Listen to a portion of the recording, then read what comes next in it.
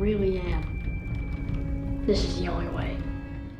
From the beginning of the TV show, I think all of us have been wondering who on earth the boy in white is. Why is he showing up just in front of Ethan and Victor? Is there anything in particular that the boy in white is after? Well, trust me, you're not the only one wondering about that. Well, of course, we have fan theories regarding this character, and today we'll be discussing the most plausible one.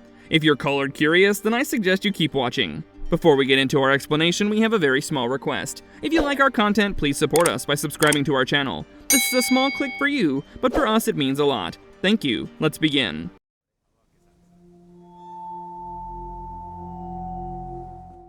Who is the boy in white? Both the old and the new fans of the show are speculating about who the boy in white is. But before we get into theorizing, let me just quickly recap whatever the show has revealed, and why we think he's important. So the boy in white is the young boy, dressed in all white, who showed up outside the colony house after Ethan was rescued from the RV. Ethan quickly found out that no one other than he could see this boy. The next day, when he finds Victor walking around the forest, measuring the distance between the colony house and the trees, Ethan decides to ask him about the boy. Because surely, if anyone knows about the boy, it has to be this man loitering near the woods. Turns out, Ethan was right on the money. Victor actually knew the boy in white. In fact, when he survived the town massacre, the only one who kept him company all those times was the boy in white. Throughout the seasons, we saw this white-attired child pop up whenever something bad was about to go down, supposedly to help out people. He helped Victor and Julie successfully escape the colony house massacre. Further, he helped Sarah and Boyd avoid the approaching storm in the season 1 finale. In the second season, we see the boy in white pushing Tabitha out of the lighthouse, which landed her back in the real world. But that's not all. The boy in white actually showed up in Camden, Maine, and kind of pushed Tabitha in the right direction, which led her to going into the church and then eventually meeting Henry. So clearly, this boy in white can move in and out of the town. There's no doubt that this boy right here is an entity and is doing his best to be helpful. I mean, sure, the faraway tree that he pointed out to Sarah sent Boyd to the dungeon, but that could have been the doing of the main evil entity.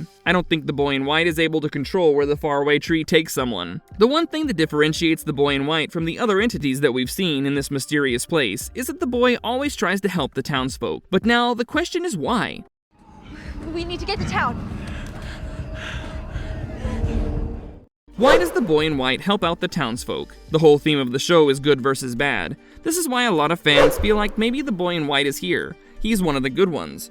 But some fans theorize that there could be more to him than just that. In fact, in the third season, we saw that Miranda had been painting the town and the entities of the town for a while. Ever since the acid trip under the bottle tree that she installed in the park, Miranda has been getting several hallucinations and revelations about a lot of lore about the place. Because of that, when Miranda ended up in the town, she got to work on saving the kids from the get-go.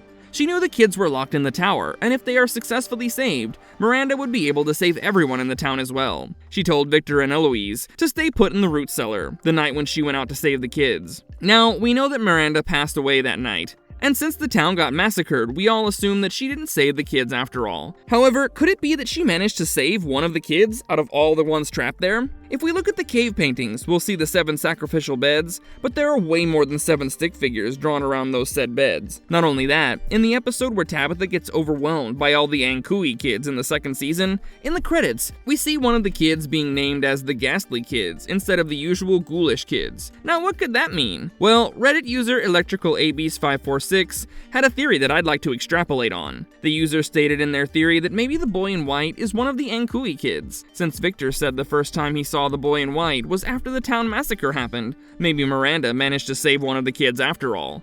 They also added that the boy in white was the one saying Ankui, as Tabitha climbed up the lighthouse. So he could be part of the Ghoulish Kids, at least formerly, since they're the ones who we have heard saying this word. Plus, the lighthouse had a few glass panes shattered here and there. That could have been because Miranda actually did manage to come to the lighthouse that night and save the boy in white. After managing to save him, she could have ended up getting caught by the entities, and the rest of the kids never got saved. Now, while this theory is pretty solid, I'd like to add my own 2 cents. I think the boy in white was one of the previous sacrifices. I think he's one of the kids who got sacrificed before the current set of Ankui kids we saw. And yes, he is one of them. We saw around 10 stick figures near the sacrificial beds in the cave painting. So we can assume that these sacrifices have been happening for a while. Maybe the boy in white and the other ghastly kids were the ones whose sacrifice was in vain. So their souls are still trapped here, and since they've been here for a while, they are entities themselves too. Then we got our familiar ghoulish kids. These 7 kids were sacrificed, and the evil entity gained all the upper hand. The boy in white is probably the guardian angel of these kids. He could be the one who knows how to save the kids. That's why he showed up in front of Miranda, the chosen one, in her dreams or hallucinations. Miranda then figured out that maybe the boy in white is tied to the lighthouse, just like the Ankui kids are. Maybe saving the Ankui kids needs to take place during the nighttime, whereas saving the boy in white does not.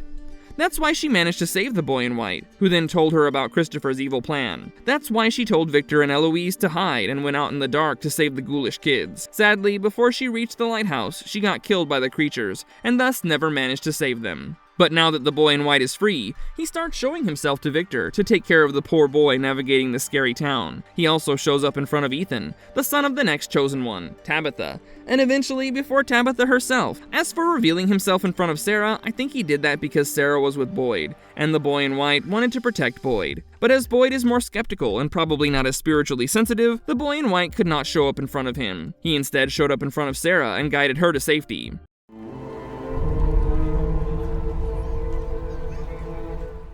What does this mean in the long run? The boy in white has clearly been around in this town for a lot longer than anyone who saw him thinks. Since he can easily move between the real world and the township, I think that maybe it's the boy in white who has the power to bring everyone home. I mean, he did seem to know how to get people home when he apologized and told Tabitha there wasn't another way. So I think that as the plot progresses, we'll actually find out the best way to save the kids, and that would probably require our favorite characters interacting more with the boy in white. I think the boy in white has a quest for the chosen ones. Yes, plural. I think Jade, Tabitha, and Boyd, all three of them, have their own journey that they have to take. If they manage to come out on top of everything that they have to go through, they'll successfully save the kids and bring everyone home. I think Boyd's journey will focus more on defeating the big bad entity at the end of the day, whereas Tabitha and Jade are more here to save the kids. Either way, I think all three of them would start getting visits from the boy in white, when the time is right.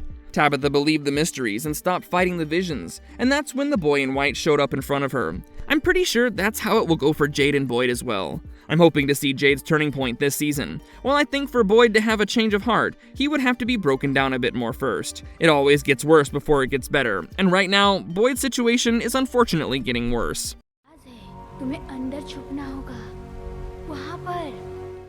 Marvelous verdict. The boy in white is genuinely one of the entities in town who I'm obsessed with. Why is this entity a boy? Why couldn't it be a man? Is it because he's acting like a guardian angel for the ghoulish kids? Is it because he wants to come off as non-threatening when he shows himself in front of other people in the town who are adults? Does he have any other form? All of these questions have me racking my brain. Let us know in the comments if you guys think the boy in white is actually one of the sacrificed children who Miranda saved, and I'll see you guys next time. If you liked our content, don't forget to leave a like and subscribe to us if you haven't already. Have a good one and be safe. Thanks, everyone.